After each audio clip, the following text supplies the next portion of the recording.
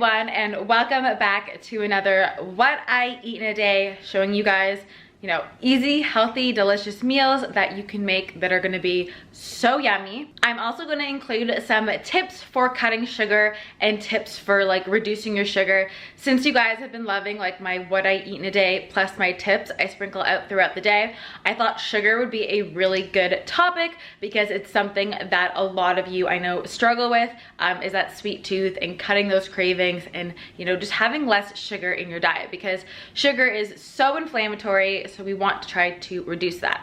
So I'm going to make breakfast now. It is 10:30, so I've been fasting since 5:30 last night. If you are new to my channel, I follow intermittent fasting. I don't eat gluten, dairy, or refined sugar, but all my meals, all my recipes are super delicious because nobody wants to eat boiled chicken and steamed broccoli. That is not this channel. I am not about to tell you to eat boiled chicken and steamed broccoli to be healthy. And I'm really excited to show you this breakfast because I've been eating this nonstop. I would say 5 days a week, and it is a low sugar chocolate smoothie bowl. So it's super creamy and delicious, but it isn't full of sugar, so you're not gonna get that sugar bomb where you get a surge in your blood sugar and then it drops, making you hangry and making you crave more sugar. So we're gonna go ahead and make this delicious chocolate smoothie bowl. So this is everything you're going to need. Protein powder, I like this vanilla one from Nuzest, but if you can also use a chocolate protein powder instead. Some almond butter, cauliflower, cacao, and then I'm just adding in this for a superfood, but this is optional. These are the main things you need. Oh, and I'm gonna get a quarter of banana from my freezer. And we're gonna add that all in.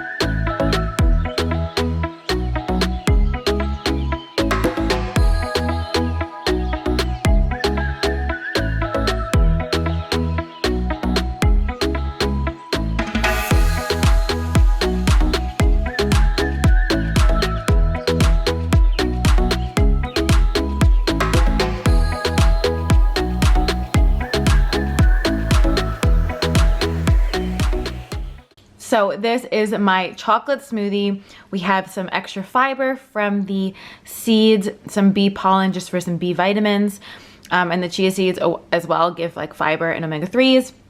And guys, it's so creamy. Oh, I cannot wait to dig in. Plus it's low sugar, filling, and just the perfect summer breakfast. So I'm just about to run some errands and I'm gonna grab a coffee along the way. Finally, nails are open here in Toronto, which means I can get my nails done for the first time in months, and I am one of those people, I just love having my nails done. It just makes me feel good. So we're gonna go do that and I'm gonna get a coffee, but that brings me to a tip on cutting sugar. Now, I notice a lot of people when they are trying to be healthy or cut calories or stuff like that, they end up going with the artificial sweeteners. So the sugar-free syrup or the sugar-free whatever in their coffees or their frappuccinos. But the problem is that all that does, well, A, it really damages your gut, which is horrible, and it's gonna make you feel like shit. But number two is that it actually makes you crave more sugar. So the more of those artificial sweeteners that you use, like Splenda, Sweet and Low, which is the pink packet, or all those sugar-free syrups that are filled with chemicals and toxic stuff, it's gonna make you want sugar even more. And then you're gonna opt for probably more of those same sugar-free things, and then you're gonna want sugar, and then you're gonna have cravings too for more sugary things like cakes, cookies, and all that. So it's kind of this vicious cycle. So a big thing when cutting out sugar is not to rely on those artificial sweeteners, because like I said, not only are they super bad for your health and have been linked to so many different things, but they're actually gonna make you crave more sugar. So I just got back from getting my nails done. I went with blue. If you guys are OGs on my channel, you guys know I love light blue for the summertime, and I also got a little star. I don't think you can see it. Here you go, now you can see it better. Got a little white star on each of my ring fingers, and I love it. It feels so nice. So I almost never eat lunch this late, so we're gonna make kind of a salad just with some nuts, seeds, sun-dried tomato, and I think I have some mint left. If I do have mint, I'll throw that in there. olive oil, salt, and pepper, and that's gonna be like a really quick lunch. It's already kind of late, so I don't want to eat too much before dinner, so I think I'll just have like something light and then have a larger dinner.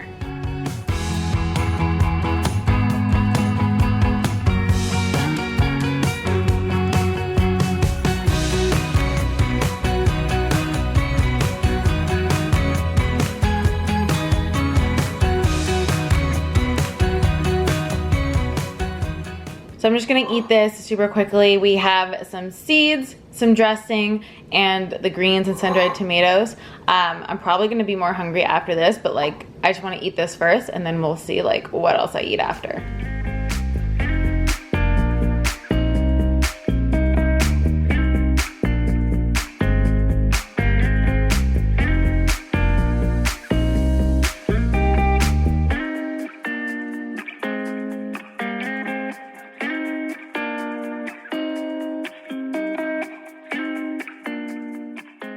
So obviously I was still hungry. I put on this almond hazelnut butter, if it'll focus. And this stuff is so good. Try the blend of almond and hazelnut. You won't regret it. On some keto bread that's like grain-free, gluten-free, low carb. So good. And a little bit of sea salt. So to help cut sugar, or just in general, a great way to curb cravings is to make sure you're getting enough healthy fats. So healthy fats really help to balance your blood sugar. And when our blood sugar is nice and balanced, you're not getting those dips that lead to sugar cravings. And the more sugar you consume, the more your blood sugar goes like this. So including healthy fats in your meals and your snacks is super important. In today's dinner, I'm going to be adding in some fabulous avocado, which is one of my favorite healthy fats. And I'm gonna be making like a salmon with veggie rice bowl. The secret to a really good salmon or like veggie rice is these coconut aminos. They're so good. It has 73% less sodium than soy sauce. It's soy-free and gluten-free, organic, no MSG, so it's a cleaner kind of soy seasoning. So I like to use that, and like I said, we're gonna have it with some veggie rice. And that brings me to my second tip, which is to eat bitter foods. So the veggie rice blend that I'm using has some kale in it, and kale is a great bitter food, and the bitter actually helps to change your taste buds to not crave as much sweet. So let's go ahead and make some delicious dinner. We're gonna cook our rice on the stove and then cook our fresh piece of salmon.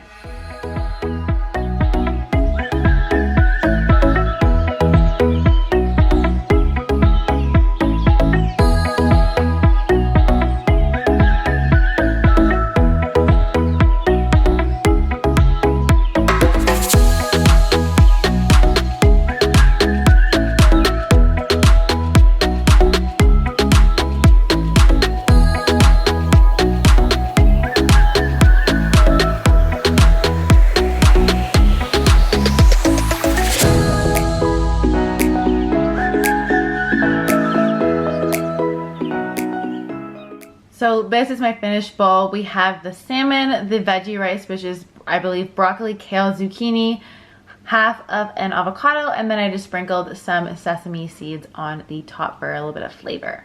So I want to share a couple more things that are good for cutting sugar. Number one is peppermint tea. Peppermint tea is so good for curbing cravings. You can also just use the essential oil and diffuse it, but either way, both help to really curb cravings, and it's good for digestion.